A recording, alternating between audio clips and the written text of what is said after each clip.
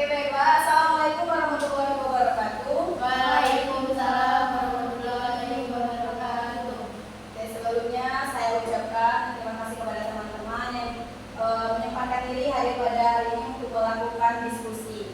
Oke, sebelumnya di sini kami dari kelompok 5 ingin mempresentasikan tugas kami yang berjudul Kerangka Karya Ilmiah.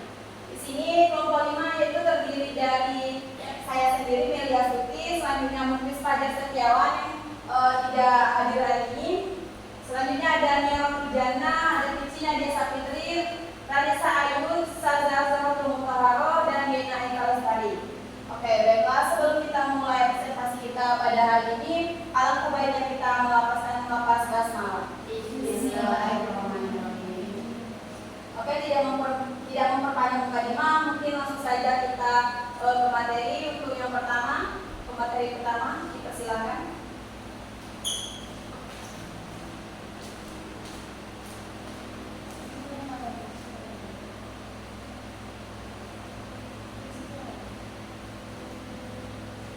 Baik, terima kasih kepada moderator. Saya Anissa sebagai pemateri makalah yang diskusikan pada presentasi kali ini mengenai contoh karya ilmiah. Contoh makalah karya ilmiah tentang pendidikan kali ini berjudul Dampak Globalisasi Terhadap Pendidikan.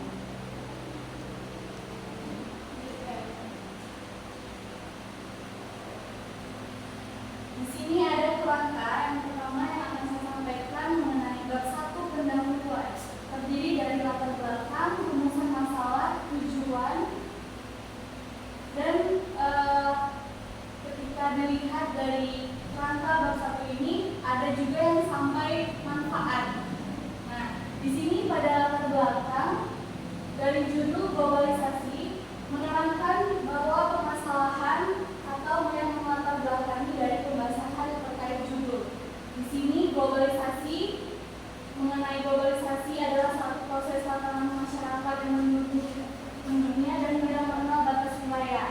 Lalu diperjelas tentang kemajuan ilmu pengetahuan dan teknologi yang berkaitan dengan judul. Jadi di sini latar belakang itu memang menerangkan permasalahan. Biasanya di latar belakang ini diperluaskan dengan beberapa rangkaian paragraf yang memang agak panjang biasanya di latar belakang, karena agar bisa memenuhi terkaitnya judul dan pembahasan yang melatar belakangi apa, bagaimana permasalahan yang ada. Lalu yang kedua itu adanya rumusan masalah. Rumusan masalah ini adalah spesifik bagaimana kita ingin menjalankan makalah ini terkait dengan permasalahan itu, sehingga munculnya pertanyaan. Banyak pertanyaan yang di rumusan masalah ini dengan kata awalan apa, bagaimana, kenapa, mengapa, apa saja. Nah, di sini contohnya apa dampak dari globalisasi untuk dunia pendidikan. Jadi lebih spesifik apa yang dipertanyakan yang akan dijawabkan. Dan lanjut ke rangkaian ketiga itu tujuan. Tujuan ini adalah jawaban dari lanjutan rangkaian rumusan masalah, di mana adanya bagi penulis, tujuan bagi penulis, tujuan bagi pembaca, dan tujuan bagi masyarakat. Nah, di sini contohnya bisa dilihat. Biasanya berkaitan dengan apa yang ada di rumusan masalah. Baik, saya kembalikan kepada moderator.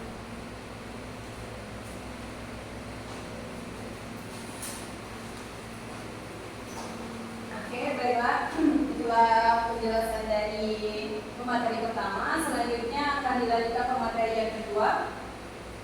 Pada pemateri yang kedua dipersilakan.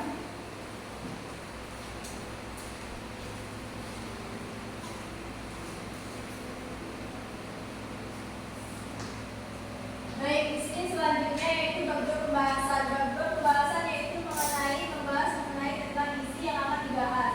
Di sini pembahasan yang akan dibahas yaitu tentang pengaruh globalisasi terhadap dunia pendidikan. Maksudnya di sini dalam materi tersebut di sini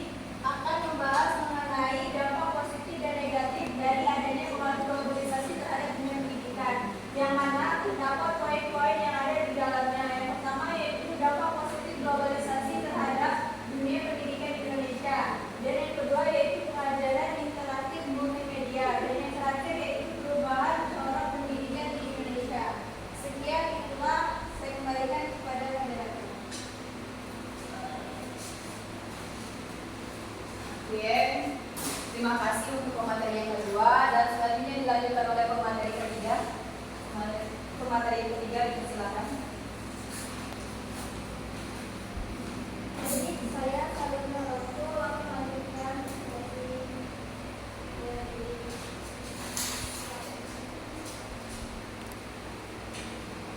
baik. Pada selanjutnya itu bab 3 yaitu penutup. Pada kesimpulan itu adalah bagian membuat tentang penafsiran dan jawaban dari masalah yang akan dibahas. Dan pada selanjutnya itu saran adalah tindak lanjut penulis yang bisa ditujukan untuk pembuat kebijakan penulis pribadi atau insinuasi. Yang selanjutnya itu daftar pustaka. Daftar pustaka memuat beragam sumber informasi dari pembahasan yang kita ambil. Jadi selanjutnya saya akan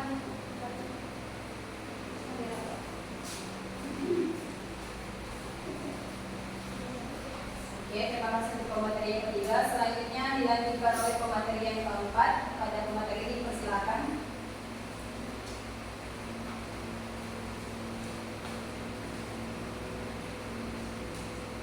Baiklah, di sini ada cara pembuatan karya ilmiah. Yang pertama yaitu terdiri dari halaman judul. Biasanya halaman judul itu berisi tentang judul itu sendiri, nama penulis, nomor induk mahasiswa atau siswa, nama dosennya, logo dan serta nama institutnya. Yang kedua yaitu ada halaman pengesahan. Halaman pengesahan biasanya berisi tanda tangan penulis, pembimbing, dan pihak yang lainnya sudah ditentukan. Yang ketiga yaitu adalah kata pengantar. Kata pengantar itu sendiri biasanya berisi tentang ucapan rasa syukur, judul makalah, uraian singkat makalah, dan ucapan terima kasih. Yang selanjutnya yaitu ada daftar isi. Daftar isi itu sendiri berisi isi pokok laporan tentang urutan bab atau subbab serta nomor halamannya. Selanjutnya akan dilanjutkan oleh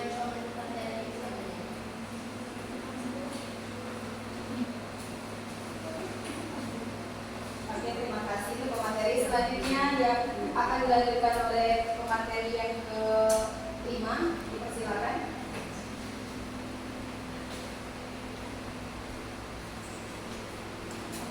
baik, selanjutnya itu adalah pendahuluan. Pendahuluan ini berisi biasanya latar belakang penulisan di mana teori tersebut bisa dilakukan dan juga ada rumusan masalah seperti pemakalan tadi dijelaskan, yaitu setiap ada pemateri ada apapun judul yang kita kaitkan itu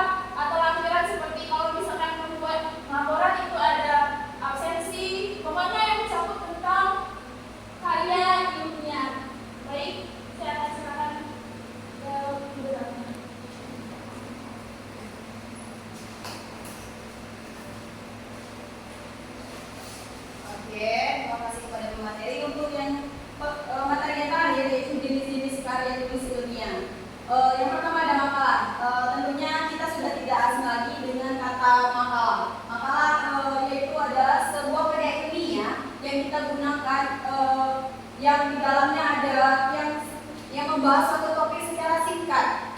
Dan makalah itu biasanya sebagai dibuat sebagai tugas atau dipresentasikan. Selanjutnya ada kertas kerja. Kertas kerja di sini maksudnya adalah sebuah panduan atau tugas untuk menyelesaikan suatu proyek. Selanjutnya ada skripsi. Skripsi itu sebuah karya ilmiah yang digunakan oleh para calon-calon sarjana untuk menyelesaikan syarat-syarat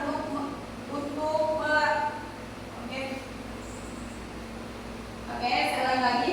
Skripsi di sini maksudnya adalah sebuah karya ilmiah yang ditulis oleh mahasiswa untuk persyaratan untuk melakukan wisuda atau sarjana. Selanjutnya ada tesis, yaitu tesis itu karya ilmiah yang lebih kompleks dari skripsi, yaitu biasanya yang dipakai oleh calon-calon magister atau S2. Selanjutnya yang terakhir yaitu disertasi. Disertasi adalah sebuah karya ilmiah yang digunakan oleh para calon doktor untuk mendapatkan gelar doktor dengan topik atau penelitian yang mendalam.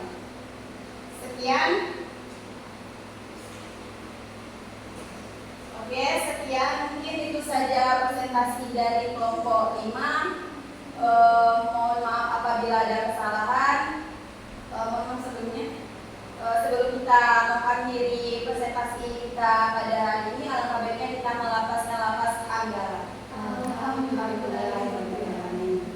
Dan mungkin kita cukupkan sampai di sini.